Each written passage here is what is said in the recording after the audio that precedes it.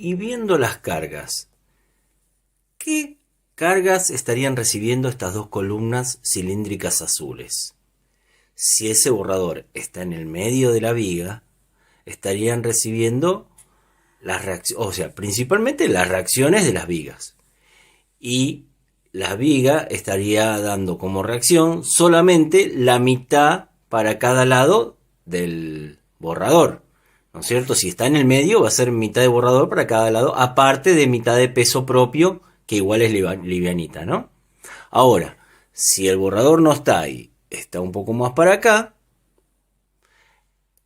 la reacción de esta columna va a ser mayor que la de esta columna, porque el peso está más cerca de esta. Bueno, pero las reacciones de las vigas, ustedes ya las calcularon. Así que simplemente hay que buscarlas, pero ¿cuáles son las cargas de las columnas? En principio, una de las cargas es las reacciones de las vigas. Tanto de un sentido como de otro sentido si hay otra viga perpendicular que también se apoya, ¿no es cierto? Por ejemplo, si yo tengo esta planta, a la columna 1, ¿qué carga le va a llegar de las vigas? La reacción de la viga 1, la izquierda, ¿no? Porque a lo mejor no son iguales. Quizás hay más pared de un lado que del otro, o hay una carga concentrada. Sería la RA de la viga 1, porque es la izquierda, ¿no? Y la reacción de la viga 3, generalmente nosotros cuando vemos las vigas las vemos así.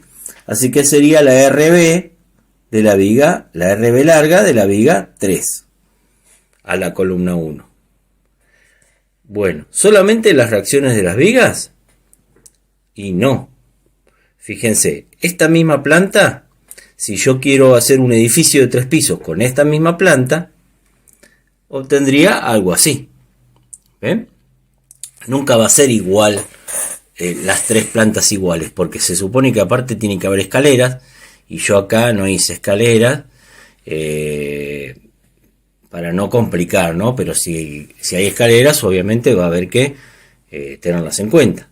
Y bueno, aparte, fíjense, por ejemplo, yo había dicho, por ejemplo, la columna 204, ¿qué carga le llega? Y la viga 203, la R, la reacción A de la viga 203 y la reacción A de la viga 206 a la columna 204.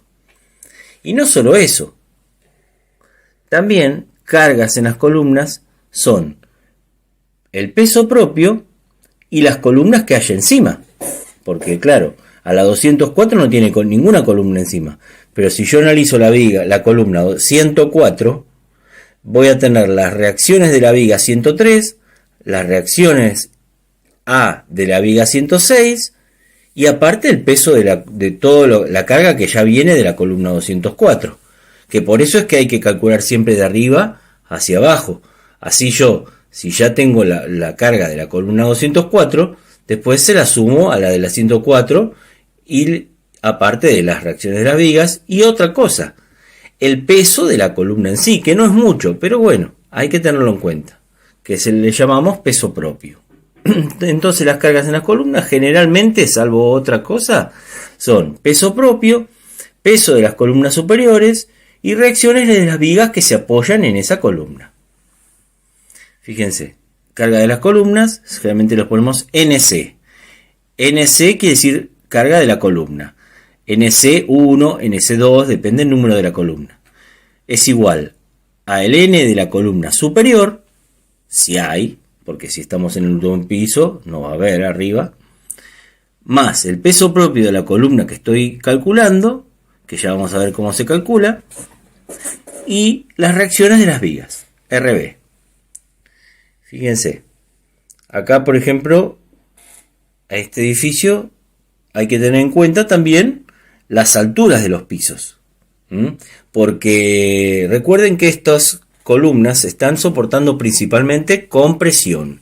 ¿Y qué se presentaba cuando aparecía cuando la solicitación era compresión? El efecto de pandeo.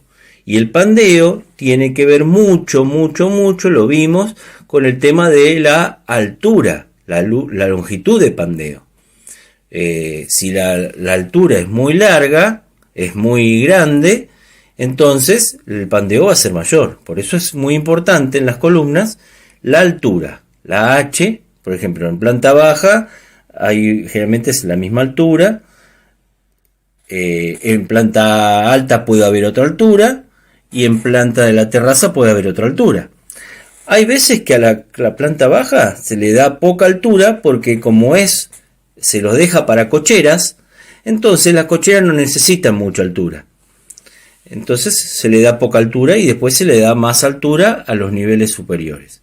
Otras veces, si la planta baja va a haber también negocios, por ejemplo comerciales, esos necesitan más altura. Entonces otras veces las plantas bajas hasta son más altas que las plantas altas. Y la altura siempre se mide de nivel superior de losa a nivel superior de la losa de abajo o de arriba, ¿no? De nivel superior de losa a nivel superior de losa. Así se van midiendo las alturas de los pisos. Acá traté de hacer un poco explicado cómo serían, cómo ustedes también van a hacer el trabajo práctico. A su planta la van a tomar como que son 3 plantas. Todos vamos a tomar como que son un edificio de 3 pisos.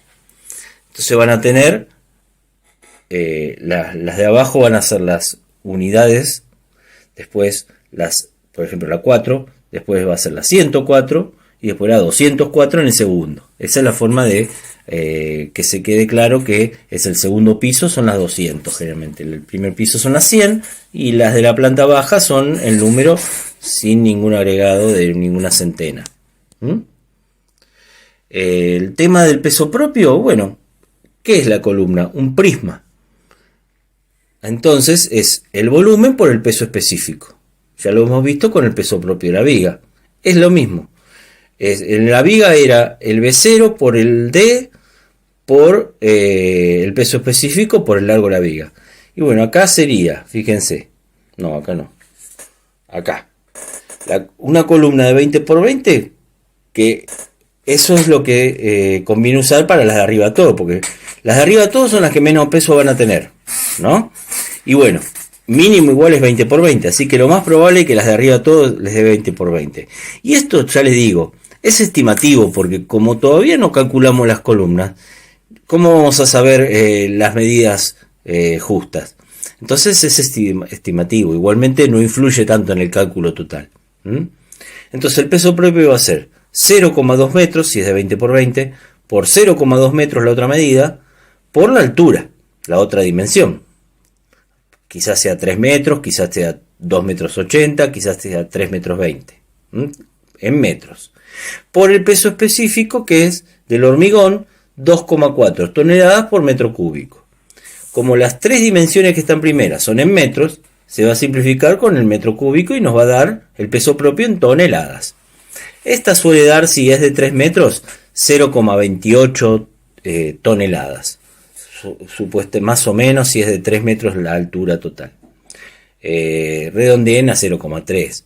Y después, los pisos de más abajo, bueno, fíjense las alturas que yo les voy a dar y hacen más o menos la cuenta, pero agrandándolo un poco, porque ya les digo, cuando calculen el segundo piso, todavía no van a saber bien cómo van a ser, pero saben que va a ser un poco más grande que las de arriba.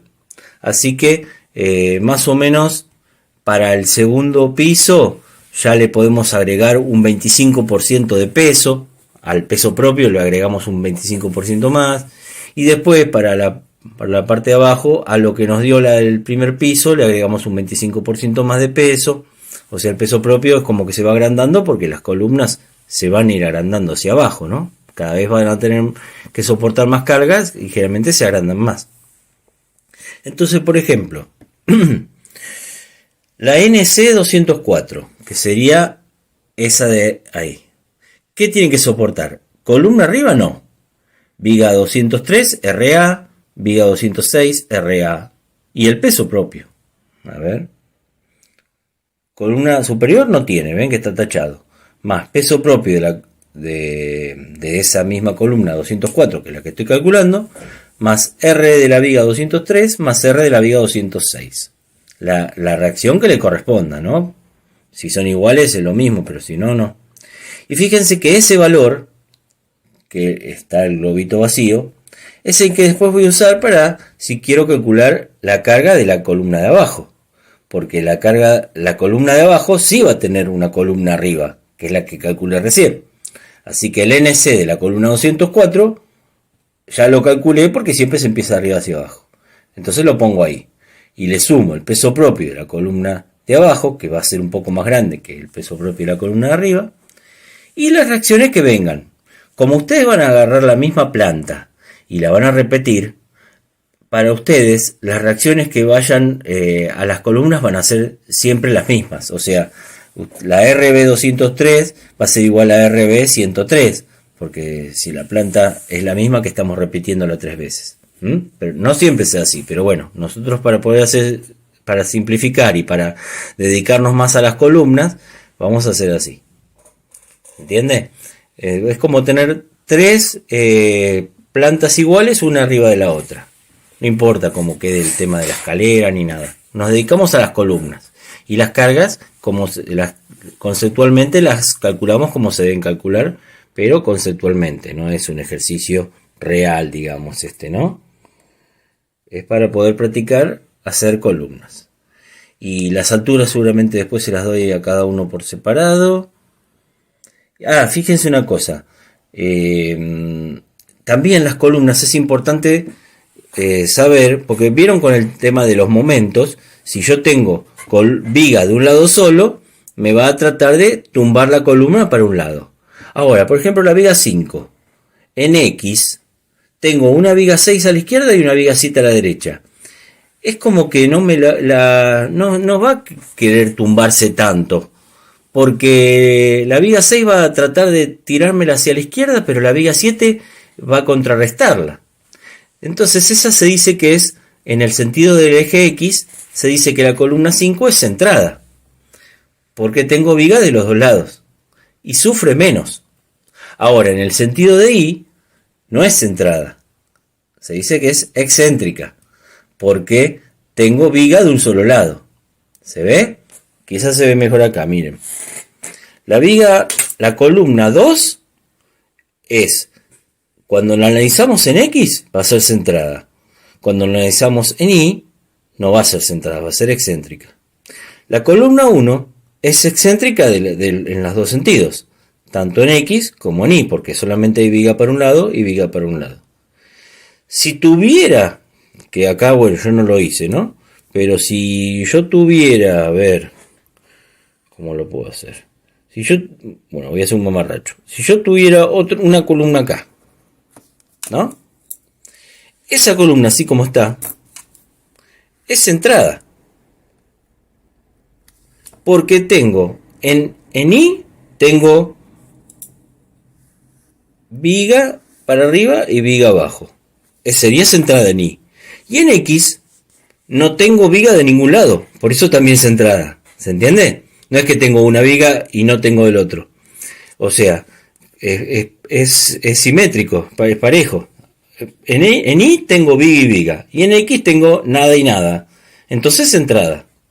Y si tuviera viga en los costados, por ejemplo acá y acá, ¿no?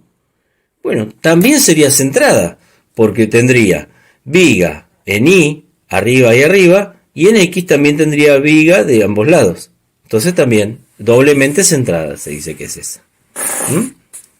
Y entonces fíjense, la 2 es centrada en X, excéntrica en Y, la 3 es excéntrica y excéntrica. Bueno, eso nos va a dar una pauta para después poder calcular las columnas en cuanto a los momentos que tienen que soportar. Pero ya se los quería ir comentando.